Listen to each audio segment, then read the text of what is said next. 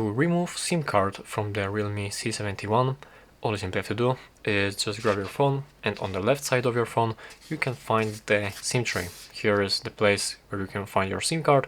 So now all you gotta do right now is use either a SIM tool, or you can use, for example, the paper clip.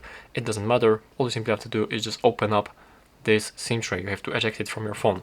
So now let's grab this pin, insert it into this pinhole, and push all the way in until you feel the resistance. And now I cannot push it all the way in. Now I have to push it more harder, and it just ejects this SIM tray from the phone. And now you can grab it with your nails, just like this, and take this SIM tray out. Alright, and now as you have this SIM tray out, all you simply have to do is just you can grab your SIM card by pushing your finger from the bottom, just like this, and it will take out your SIM card, or you can just flip it upside down and it will just throw this SIM card out of the SIM tray. And that's basically how you can remove this SIM card from here. And now all you gotta do is insert this SIM tray back into your phone, and here is the little text that this side needs to be facing to screen.